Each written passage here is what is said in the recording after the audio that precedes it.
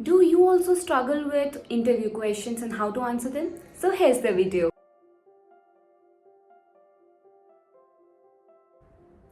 Today we'll learn all the tips and tricks you need to crack your next interview.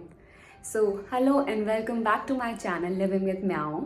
And आज हम देखेंगे interview के बारे में और सीखेंगे कि आप कैसे अपना हर एक इंटरव्यू क्रैक कर सकते हैं. Okay, so let's get started.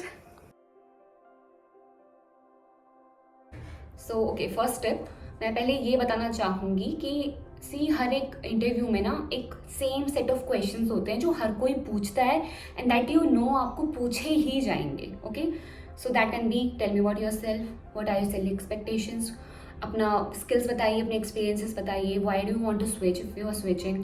तो ये आपको पता है कि ये चीज़ आपका इंटरव्यू आपसे पूछ ही सकता है, ठीक है ना. सो ये आप पहले से प्रिपेयर करके जाएं ताकि ये आपके लिए कोई सरप्राइज की तरह आप क्वेश्चन ना आ जाए, राइट.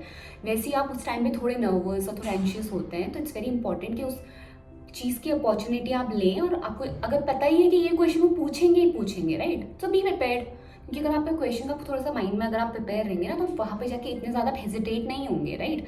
वो हेजिटेशन जो नेचुरली रहती है वो रहेगी, बट क्वेश्चन देख के आप फंबल ज़्यादा नहीं होंगे, आप डरेंगे ज़्यादा नहीं.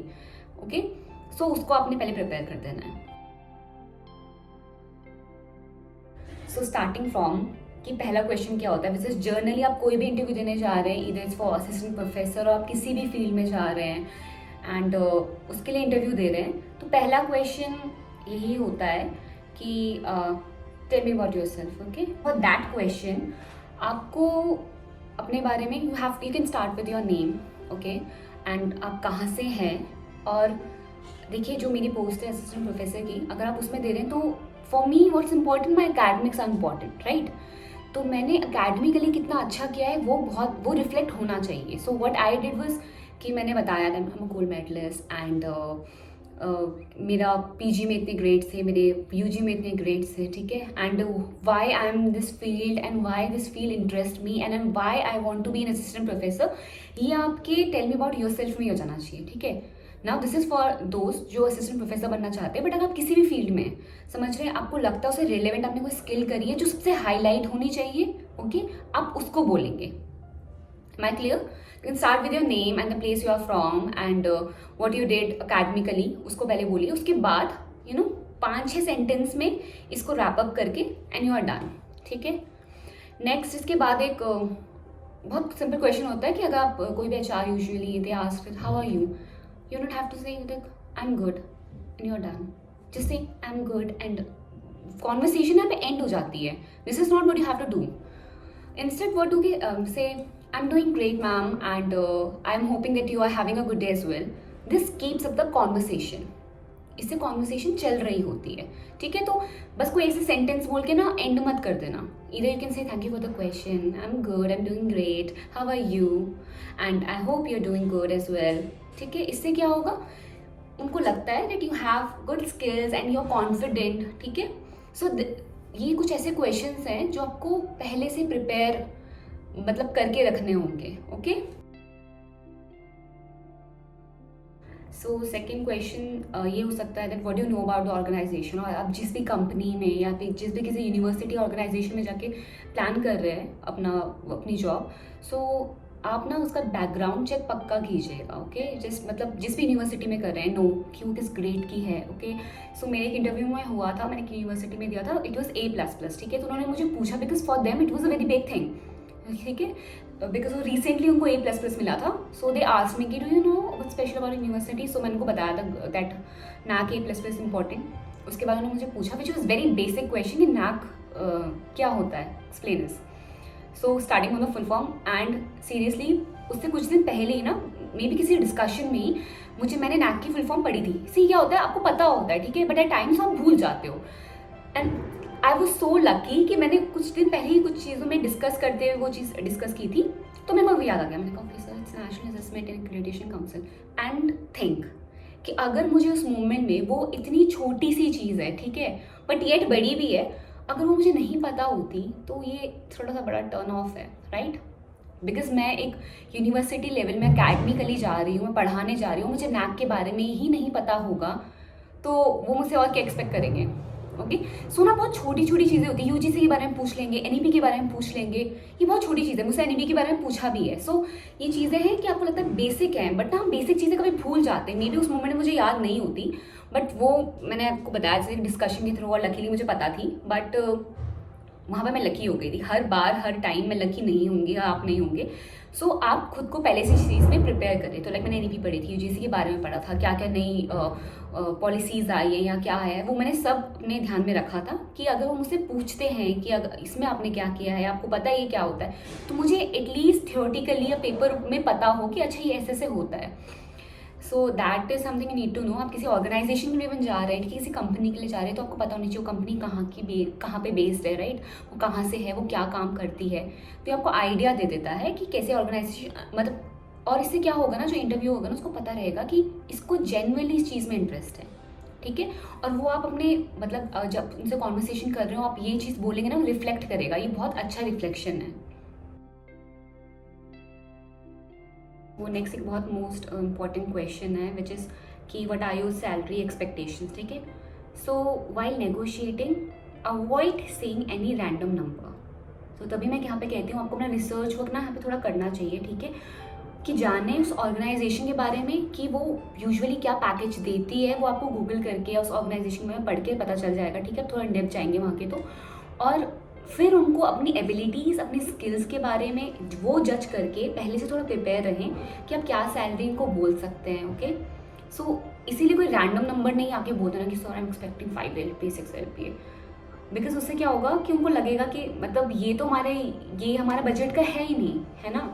और फिर नेगोशिएशन में भी प्रॉब्लम आती है। सी अगर आपने 6 LPA को बोल दिया है, उनका बजट है 4 LPA का या 3.5 लाख LPA का, तो प्रॉब्लम हो सकती है। मतलब फिर ये बहुत बड़ा एक डिफरेंस है, यहाँ पे नेगोशिएशन नहीं हो सकता है। सो अगर उनका बजट है 4 लाख का, ठीक है, एंड अगर आपकी एक्सपेक्टेशन 4.5 या 5 लाख हो जाएगी, तो देयर इज अ चांस कि आप लोग 4.5 LPA में रुक जाएंगे, है ना।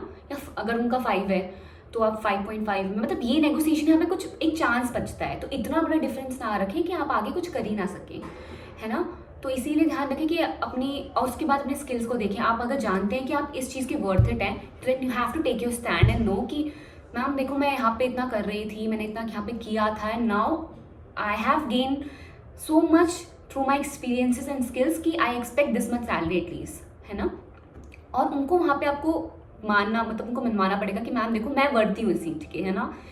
सो इसीलिए इंपॉर्टेंट है थोड़ा सा बैकग्राउंड चेक करके जाए ऑर्गेनाइजेशन का, या फिर कोई अगर वहाँ पे ऑलरेडी एम्प्लॉय है इसको आप जानते हैं तो उनसे पूछें कि कैसे हैं ये लोग सैलरी में, नो, ये बहुत हेल्प करता है। So keep this in mind, okay, and hopefully ये चीज़ हो जाएगी। एंड वन मोर थिंग कि हाँ, अगर वो आपसे पूछते हैं कि मतलब आपको कहीं और से कुछ ऑफर आया है कि नहीं आया है, तो मेरे केस में ये हुआ था कि मुझे ऑफर आ रखा था, ठीक है, एंड मैं ऑनेस्ट थी, मैंने उनको बताया कि मुझे ऑफर है and what they are offering is better than this. एंड मैंने इसके बाद दोबारा उनको ये भी बताया है कि मतलब why do I want to choose this organisation and not that, ठीक है। So I had my reasons, I was very open, मैंने उनको बताया कि I want to work here for this reason and that reason, which मतलब जिसने actually, अगर देखो आपके पास कोई, अगर पहले से आपके पास एक जॉब है, ठीक है, अपने प्लेट में, तो वो दिखाता है कि आप एक अच्छे कैंडिडेट हैं, राइट। नहीं है तो बी ऑनेस्ट कि अभी नहीं है, अभी मैंने स्टार्ट किया है देखना, this is my first interview, और अभी मैं देख ही रही हूँ, अभी मुझे और कॉल्स हैं, मेरे और स्केड्यूल हैं, राइट। और अगर आपके पास है तो भी झूठ नहीं बोलना है कि अगर मैं उनको ये बोलूँगी मेरे पे और है एंड दिल फायर मी, नहीं, उनको बताओ कि आप एक्चुअली एक अच्छे कैंडिडेट हैं, आपके पास एक अच्छी जॉब है, बट क्यों आप इस जॉब को चाहते हैं, क्यों आप अपनी इस जॉब को प्रायोरिटी रख रहे हैं, ये बताना उनको इंपॉर्टेंट है ना। तो इसीलिए ये चीज़ क्लियर रखना, ऑनेस्ट हो बट स्मार्ट भी रहो, है ना, अपने इंटरव्यू में ऑनेस्ट हो, बिकॉज ना हर एक क्लीशे सा आंसर हर कोई लेके आ रहा होता है, वो पूरे जो इंटरव्यूज है ना वो यही सुन रहे होते हैं हर आंसर को। आप देखेंगे इंटरनेट पे, there are so many videos, सब लोग वही देख के आते हैं, सब लोगों का pattern of answering that question is always same. तो आपको क्या थोड़ा आप डिफरेंस कैसे लेके आएंगे अपने ऑनेस्ट आंसर से। बट ऑनेस्टी का मतलब मेरा, मैं ये नहीं कह रही हूँ आप बस कुछ मतलब जो बिल्कुल ऑनेस्ट नहीं होना, तो you know have to be honest and smart. Honest है बट स्मार्टली आंसर कर रहे हैं। तो if you are a fresher, so एक बहुत कॉमन क्वेश्चन हो सकता है that since you don't have any experience in this field, so how will you manage. ये मुझसे भी पूछा गया था। So here you have to be very confident and handle this situation positively, okay. So confident और positively क्यों? क्योंकि अगर आप कॉन्फिडेंट रहेंगे अपने रोल को लेके, अपनी रिस्पॉन्सिबिलिटी को लेके, and you will make them sure कि नहीं आप ये ड्यूटी कर लेंगे, ठीक है। सो उनसे उनको लगेगा कि या यूर अ गुड कैंडिडेट, ठीक है। पॉजिटिवली ऐसे कि कुछ ऐसे डरना नहीं, you have to very positive कि नहीं सर मैं हैंडल कर लूँगी ऐसी सिचुएशंस। मे बी वो आपको कुछ सिचुएशंस दें, ठीक है, कि अकेडमिकली अगर आपके पास ये दिक्कत आ जाती है, बच्चे ऐसा कर लेते हैं, तो व्हाट विल यू डू, ठीक है। सो थोड़ा टाइम ले, take a pause 5 seconds 10 seconds and उनको बोलें so okay give me a minute, सोचें कि आप कैसे करेंगे, बट आंसर सही से करें, ओके। टाइम लेने में मैंने कभी भी मतलब आई ऑलवेज सजेस्ट कि ना ऐसे आंसर बहुत, अगर उन्होंने पूछा है, ऐसा नहीं आपने क्वेश्चन पूछा एंड हुआ आप आंसर देना स्टार्ट कर ले रहे हैं। 5 सेकंड का पॉज लो, सोचो क्या बोलने वाले हो, फिर बोलो, ठीक है। तो मुझसे वैसे क्वेश्चन कोई एक सिचुएशन रख के पूछा था, तो मैंने बोला okay sir just give me a minute I think, मैंने सोचा, देन आई आंसर इट, और आंसर बस मतलब मुझे खुद का आंसर ठीक लगा था, but I was very surprise कि मैं एक्चुअली उस टाइम पे थोड़ा अच्छा आंसर दे पाई थी। रीज़न भी कि मैंने सोचा था आंसर, ओके। सो पॉजिटिवली रखना है खुद को, वहाँ पे कॉन्फिडेंटली अपने आपको प्रेजेंट करना है, ओके, कि आप कर सकते हो। ऑब्वियसली आप किसी नए रोल पे आ रहे हैं, मैं टीचिंग में आई हूँ, just a year ago I was a student, उसके बाद में यहाँ पे प्रोफेसर बन गई हूँ। So for me it was a big shift, and इस शिफ्ट के लिए ना मुझे हर टाइम हर इंटरव्यू में पूछा कि आप हैंडल कर लेंगे बच्चों को, आप कर लेंगे ऐसे ना।